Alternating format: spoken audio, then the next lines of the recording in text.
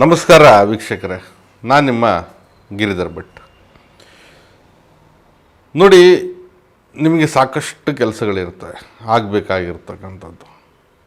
ಉದಾಹರಣೆಗೆ ಮಕ್ಕಳಿಗೆ ಮದುವೆ ಮಾಡಬೇಕು, ಅಥವಾ ಮಕ್ಕಳು ಎಜುಕೇಷನಲ್ಲಿ ಏನಾದರೂ ಒಂದು ಸಾಧಿಸಬೇಕು, ಅಥವಾ ನಿಮ್ಮ ವೈಯಕ್ತಿಕವಾದಂಥ ಬಾಧೆಗಳಿರುತ್ತೆ, ಇಷ್ಟಾರ್ಥಗಳಿರುತ್ತೆ, ಸಂಕಷ್ಟಗಳು ಇರುತ್ತೆ. ಅದು ಏನೇ ಇರಲಿ, ನಿಮ್ಮ ಕೆಲಸ ಇರಲಿ, ಕಾರ್ಯ ಇರಲಿ, ಇಷ್ಟಾರ್ಥ ಇರಲಿ, ಸಂಕಷ್ಟ ಇರಲಿ, ಪೀಡನೆಗಳಿರಲಿ, ಕೆಲವೊಂದನ್ನು ಬಗೆಹರಿಸ್ಕೊಳ್ಬೇಕು. ಏನು ಮಾಡ್ತೀರ ತಾವು? ದೈವ, ದಿಂಡ್ರು, ಮತ್ತೊಂದು ರೀತಿಯಲ್ಲಿ ಪರಿಹಾರ, ಪೂಜಾದಿಗಳಾಗಿರ್ಬೋದು, ತಂತ್ರದಂಥದ್ದಿರ್ಬೋದು, ಅಥವಾ ಬೇರೆ ಬೇರೆ ಆದಂಥ ಕೆಲವು ವಿಷಯಗಳಲ್ಲಿ ತಾವು ನಿಮ್ಮ ಸಮಸ್ಯೆಗಳನ್ನು ಪರಿಹರಿಸ್ಕೊಳ್ಳುವಂಥ ನಿಟ್ಟಿನಲ್ಲಿ ಸಾಗಿಸ್ತಾ ಇರ್ತೀರ.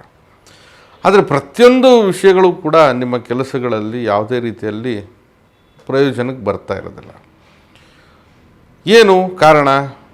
ನಿಮ್ಮಿಂದ ಯಾವುದಾದ್ರೂ ಒಂದು ಅಪಕೃತ್ಯ ಅನ್ನೋದಾಗಿರ್ಬೋದು, ಕರ್ಮಕಾರಕವಾಗಿರ್ತಕ್ಕಂಥ ದಾರಿದ್ರ್ಯ ಪೀಡನೆಗಳು ಹೆಚ್ಚಾಗಿರ್ತಕ್ಕಂಥ ಸಂದರ್ಭದಲ್ಲಿ ಎಷ್ಟೇ ಪೂಜಾದಿಗಳಾಗಿರಲಿ ಅಥವಾ ಏನೇ ಒಂದು ವಿಷಯ ಸ್ಥಿತಿ ಆಗಿರಲಿ ನಿಮ್ಮಂತೆ ಅನುಕೂಲ ಆಗೋದಿಲ್ಲ. ಯಾಕಂದರೆ ಭಗವಂತನ ಒಂದು ದಯೆ ನಿಮ್ಮ ಮೇಲಿದ್ದರೆ ಆದಷ್ಟು ನಿಮ್ಮ ಕೆಲಸ ಅನ್ನೋದು ಒಂದು ಶುಭ್ರವಾಗಿ ನಡೆಯುತ್ತೆ ಅನ್ನೋದು ಒಂದು ಮಾತು.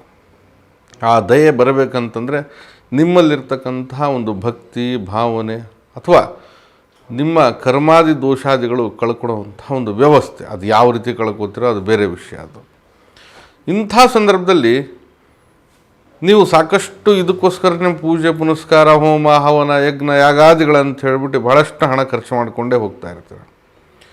ಅಲ್ಲಿ ಇಲ್ಲಿ ಜ್ಯೋತಿಷ್ಯ ಶಾಸ್ತ್ರದಂತಹ ಕ್ರಿಯೆಗಳನ್ನು ಕೂಡ ಮಾಡ್ತಾ ಇರ್ತೀರ. ಜೊತೆಗೆ ಏನಂತಂದರೆ ದೇವರು ದಿಂಡ್ರು ಅಂತ ಮನೆ ದೇವರು ಎಲ್ಲ ರೀತಿಯಲ್ಲೂ ನಡ್ಕೊಂಡು ಹೋಗ್ತಾ ಇರ್ತಾರೆ. ಕೆಲವೊಬ್ಬರು ಸಾತ್ವಿಕವಾಗಿ ಮಾಡ್ತಾರೆ, ಕೆಲವೊಬ್ಬರು ಬಲಿ ಅಂಥದ್ದು ಮಾಡ್ತಾರೆ, ಆ ದೇವ್ರಿಗೆ ಹರಕೆ ಕಟ್ಕೊಳ್ತಾರೆ. ಎಲ್ಲ ರೀತಿಯಲ್ಲಿ ಮಾಡಿದ್ರೂ ಕೂಡ ನಿಮ್ಮ ಕೆಲಸ, ನಿಮ್ಮ ಇಷ್ಟಾರ್ಥ, ನಿಮ್ಮ ವಿಚಾರ ಯಾವುದೂ ಕೂಡ ನೆರವೇರದೆ ಒಂದು ರೀತಿಯಲ್ಲಿ ಸಮಸ್ಯಾಭರಿತವಾಗಿ ಕುಂತಿರುತ್ತೆ. ಇಲ್ಲಿ ದುಡ್ಡು ಹೋಗ್ತಾ ಇದೆ, ಇಲ್ಲಿ ಕೆಲಸನೂ ಆಗ್ತಾ ಇಲ್ಲ, ನಿಮಗೆ ಮಾನಸಿಕವಾದಂಥ ಒಂದು ಸಮಸ್ಯೆ ಎದುರಾಗುತ್ತೆ. ಯಾಕಂದರೆ ಇಷ್ಟೆಲ್ಲ ಮಾಡಿದ್ರೂ ಕೂಡ ಭಗವಂತ ನಮಗೆ ಕಣ್ಬಿಡ್ತಾ ಇಲ್ಲ, ಯಾವುದೂ ಕೆಲಸ ನಮ್ಮಂತೆ ಆಗ್ತಾ ಇಲ್ಲ. ಎಂಥ ಕರ್ಮ ಮಾಡಿರಬೇಕು, ನಾವೇನು ದ್ರೋಹ ಮಾಡಿರಬೇಕು, ಅಥವಾ ನಮಗೇ ಇಂಥ ಸಮಸ್ಯೆಗಳು ಬರಬೇಕಾ, ಅಥವಾ ನಾವೊಬ್ಬರೇ ಇಂಥ ಸಮಸ್ಯೆಯಲ್ಲಿ ಸಿಕ್ಕಾಕೊಳ್ಬೇಕಾ, ಇದರಿಂದ ಹೊರಗಡೆ ಬರಬೇಕಾ, ಇಂಥ ಒಂದು ಆಲೋಚನೆಗಳು ಮತಿಯಲ್ಲಿ, ಮಸ್ತಕದಲ್ಲಿ ಭಾಳಷ್ಟು ಯೋಚನಾಭರಿತವಾಗಿ ನಿಮ್ಮನ್ನು ಕಾಡಿಸುತ್ತೆ, ಪೀಡಿಸುತ್ತೆ. ಹಾಗೆ ಅಸಹಾಯಕತೆ ಅನ್ನೋದನ್ನ ತರಿಸುತ್ತೆ. ನೀವಾಗಿರೋದಿಲ್ಲ. ನೋಡಿ, ಉದಾಹರಣೆಗೆ ಯಾವುದೋ ಒಂದು ಕೆಲಸ ಇದೆ, ಭಾಳಷ್ಟು ಓಡಾಡ್ತಾ ಇದ್ದೀರಾ, ದಿನೇಕವಾಗಿ ಓಡಾಡ್ತಾ ಇದ್ದೀರಾ, ಕೆಲಸ ಇನ್ನೇನು ಆಗುತ್ತೆ ಅನ್ನೋ ರೀತಿಯಲ್ಲೇ ನಡೀತಾ ಇದೆ. ಆದರೆ ಆ ಕೆಲಸದಿಂದ ಏನು ಫೈನಲ್ ರಿಸಲ್ಟ್ ಅನ್ನೋದೇನಿದೆ ಅದು ಸಿಗದೆ ನಿಮ್ಗೆ ಹತಾಶೆ ಮಾಡ್ತಾ ಇರ್ಬೋದು. ನಿಮ್ಮ ಕಾರ್ಯಗಳು ಹಾನಿಯಿಂದ ಕೂಡಿರ್ಬೋದು, ಅಥವಾ ಆಗುವಂಥ ಕೆಲಸ ನಾಳೆ ನಾಡಿದ್ದಂತ ಹೇಳ್ಬಿಟ್ಟು ಸಮಯದ ಗತಿಯಲ್ಲಿ ಆ ಕೆಲಸ ಆಗದೆ ನಿಮಗೆ ಸತಾಯಿಸ್ತಾ ಇರ್ಬೋದು. ಅಥವಾ ನಿಮ್ಮ ಇಷ್ಟಾರ್ಥ ಬೇಡಿಕೆ ಕುಂದು ಕೊರತೆಗಳು ಎಲ್ಲವೂ ಕೂಡ ನಿಮಗೆ ಒಂದು ರೀತಿಯಲ್ಲಿ ಸಮಸ್ಯಾಭರಿತವಾಗಿ ಕಾಣ್ತಾ ಇರ್ಬೋದು. ನೋಡಿ, ಇಂತಹ ಸಂದರ್ಭ, ಇಂತಹ ವಿಷಯವನ್ನು ನೀವು ಅನುಭವಿಸಿ ಜೀವನದಲ್ಲಿ ವ್ಯಥೆ ಪಡ್ತಾ ಇದ್ದರೆ ಈ ಸರಳವಾಗಿರ್ತಕ್ಕಂಥ ಪರಿಹಾರವನ್ನು ಮಾಡಿ. ಪರಿಹಾರ ನೋಡಿ, ನೀವು ನಿಮ್ಮ ಮನೆಯಲ್ಲೇ ಹರಕೆ ಕಟ್ಕೊಳ್ಳೋದು ಬಹಳ ಸುಲಭವಾಗಿರ್ತಕ್ಕಂಥ ವಿಧಾನ. ನೋಡಿ, ಸಾಕಷ್ಟು ನೀವು ದುಂದು ವೆಚ್ಚ ಮಾಡಿರ್ಬೋದು, ಹಣ ಖರ್ಚು ಮಾಡಿರ್ಬೋದು, ಏನಾದರೂ ಮಾಡಿರ್ಬೋದು. ಭಕ್ತಿ ಭಾವನೆಗಳ ಮೇಳೈಸಿ ನೀವು ಈ ರೀತಿಯಾದಂಥ ಹರಕೆಯನ್ನು ಕಟ್ಟಿ ನಿಮ್ಮ ಇಷ್ಟಾರ್ಥಗಳನ್ನು ಸಂಕಲ್ಪ ಮಾಡಿಕೊಂಡಿದ್ದೇ ನಿಜ ಆಯಿತಂದರೆ ನಿಮ್ಮ ಕಾರ್ಯ ತತ್ಕ್ಷಣವೇ ಆಗುತ್ತೆ, ಬೇಗನೆ ಆಗುತ್ತೆ, ಅತ್ಯಂತ ವೇಗವಾಗಿ ನಡೆಯುತ್ತೆ. ಆ ಪ್ರಮಾಣಬದ್ಧವಾಗಿರ್ತಕ್ಕಂಥ ಒಂದು ಪರಿಹಾರ ಮಾರ್ಗ ಇದಾಗಿರುತ್ತೆ. ಯಾವುದೇ ರೀತಿ ಖರ್ಚಿಲ್ಲ ಅಥವಾ ಯಾರಿಗೂ ಕೇಳುವಂಥದ್ದಲ್ಲ. ನಿಮ್ಮ ಕಾರ್ಯಕ್ಕೆ ನೀವೊಂದಷ್ಟು ಸಮಯವನ್ನು ವಿನಿಯೋಗಿಸ್ಕೊಂಡ್ಬಿಟ್ರೆ ಸಾಕು, ನಿಮ್ಮ ಕೆಲಸ ಖಂಡಿತವಾಗಿ ಆಗುತ್ತೆ. ಅದು ಎಂಥದ್ದೇ ಇರಲಿ, ಏನೇ ಇರಲಿ, ಆಗುವಂತಹ ಕಾರ್ಯ ಏನಿದೆ ಅದು ಆಗೇ ಆಗುತ್ತೆ. ಹೀಗಿದೆ ನೋಡಿ, ಏನು ಮಾಡ್ಬೋದು ನಾವು ಇಂಥ ಸಂಕಲ್ಪ? ಇದು 11 ದಿನದ ಸಂಕಲ್ಪ ಮಾಡಬೇಕಾಗುತ್ತದೆ. 11 ದಿನ ಈ ರೀತಿಯಾದಂಥ ಕ್ರಿಯೆಯನ್ನು ತಾವು ನಡೆಸಬೇಕಾಗತ್ತೆ. ಇದಕ್ಕೋಸ್ಕರ ಒಂದು ಕಳಶವನ್ನು ಸ್ಥಾಪನೆ ಮಾಡಿ. ಮನೇಲಿ ಆಲ್ರೆಡಿ ಕಳಶ ಇದ್ರೂ ಅದು ಬಿಡಿ, ಈ ಒಂದು ಕಾರ್ಯಕ್ಕೋಸ್ಕರನೇ 11 ದಿನ ಒಂದು ಕಳಶವನ್ನು ಸ್ಥಾಪನೆ ಮಾಡಿ. ಕಳಶ ನಿಮಗೆ ಗೊತ್ತಿರ್ತದೆ, ಅಕ್ಕಿ ಇಟ್ಟು ಅದರ ಮೇಲೆ ಒಂದು ತೆಂಗಿನಕಾಯಿನ ಒಂದು ಬಿಂದಿಗೆಯಲ್ಲಿಟ್ಟು ಜಲದಲ್ಲಿ ಎಲೆಯಲ್ಲಿ ಹಾಕಿ ತಾವು ಕಳಶವನ್ನು ಸ್ಥಾಪನೆ ಮಾಡ್ತಕ್ಕಂಥದ್ದು. ಇದನ್ನು ಆದಷ್ಟು ದೇವರ ಮನೆಯಲ್ಲೇ ಇಡಿ, ಅಥವಾ ಶುಭ್ರವಾಗಿರ್ತಕ್ಕಂಥ ಸ್ಥಳ ಇರಲಿ, ಆದಷ್ಟು ದೇವರ ಮನೇಲಿ ಇಟ್ಟರೆ ಬಹಳ ಒಳ್ಳೆಯದು, ಶುಭ್ರವಾಗಿರುತ್ತೆ. ಹಾಗಾಗಿ ಜೊತೆಗೆ ಏನು ಮಾಡಿ, ಒಂದು ಕೆಂಪು ವಸ್ತ್ರವನ್ನು ತೆಗೆದುಕೊಳ್ಳಿ.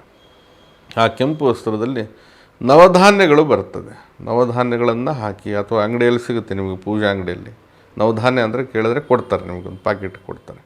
ಆ ನವಧಾನ್ಯವನ್ನು ಹಾಕಿ, ಅದರ ಜೊತೆಗೆ 5 ನಾಣ್ಯವನ್ನು ಹಾಕಿ, ಜೊತೆಗೆ ಗುಂಡಿಗಿರ್ತಕ್ಕಂಥ ಅಡಿಕೆ, ಇದನ್ನು ಇಟ್ಟು ಆ ಕೆಂಪು ವಸ್ತ್ರನ ಕಟ್ಟಿಬಿಡಿ, ಒಂದು ಗಂಟು ಮಾಡಿ ಇಡಿ, ಆ ಕಳಶದ ಮುಂದೆ ಇಡಿ.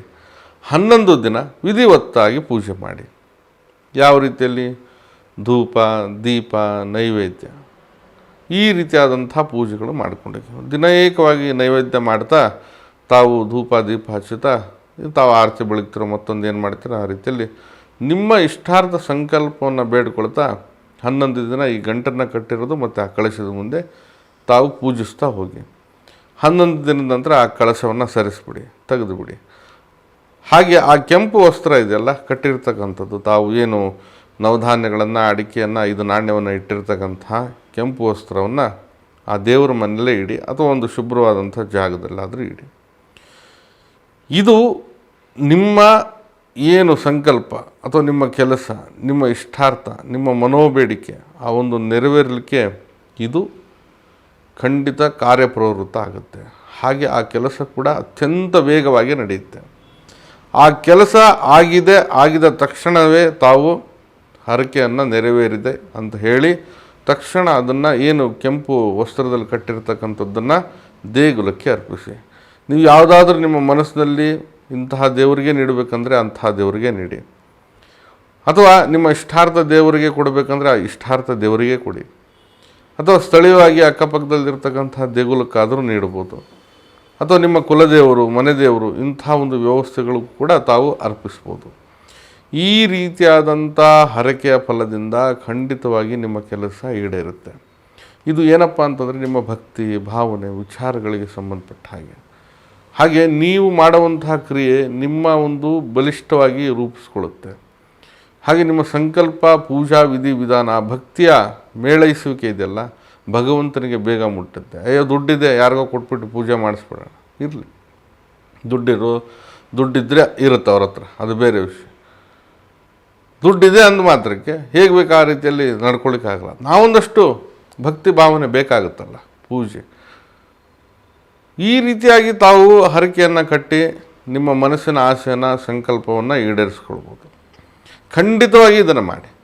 ನಿಮ್ಮ ಜೀವನದಲ್ಲಿ ಅದೇನು ಕಷ್ಟದಲ್ಲಿ ನರಳಾಟ ಮಾಡ್ತಾಯಿದ್ದೀರ, ಆ ಕಷ್ಟದ ಕೂಪದಲ್ಲಿ ತಾವು ಸಿಕ್ಕಾಕೊಂಡಿದ್ದೀರ, ನಿಮಗೆ ಮಾನಸಿಕವಾಗಿ ಬಹಳಷ್ಟು ಬಾಧೆ ಕೊಡ್ತಾ ಇದೆ, ಆಗ್ತಾಯಿಲ್ಲ, ಕೆಲಸ ಆಗ್ತಾಯಿಲ್ಲ, ಜೀವನ ಸರಿಯಾಗಿ ನಡೀತಾ ಇಲ್ಲ, ಯಾವುದೂ ಮನೇಲಿ ಶುಭ ಕಾರ್ಯಗಳು ಇಲ್ಲ, ಭಾಳಷ್ಟು ಬೇಸರ, ಖಿನ್ನತೆ, ಒಂದು ವ್ಯವಧಾನ ಇಲ್ಲದಿರುವಂಥ ಒಂದು ಮನಸ್ಥಿತಿಯಲ್ಲಿ ತಾವು ಜೀವನ ಮಾಡ್ತಾಯಿದ್ರೆ ಖಂಡಿತ ಇದು ನಿಮಗೆ ರಹದಾರಿ ಆಗಿರುತ್ತೆ. ಮಾಡಿ, ಇದರಿಂದ ಪೂರ್ಣವಾದಂಥ ಫಲಿತಾಂಶ, ಫಲ ಎಲ್ಲವನ್ನು ಪಡೆದುಕೊಳ್ಳಿ. ಮಾಡಿ ವೀಕ್ಷಕರೇ, ಯಾವುದೇ ಖರ್ಚು ಇಲ್ಲ. ನಿಮ್ಮ ಭಕ್ತಿಯ ಒಂದು ಸಕಾರಾತ್ಮಕವಾದಂಥ ವಿಷಯಗಳಿಂದ ಇದನ್ನು ನಾವು ಸಿದ್ಧಿಪಡಿಸ್ಕೊಳ್ಬೋದು, ಬಲಪಡಿಸ್ಕೊಳ್ಬೋದು, ಸಾಬೀತುಪಡಿಸ್ಕೊಳ್ಬೋದು. ಖಂಡಿತ ಮಾಡಿ, ಶುಭ ಆಗಲಿ.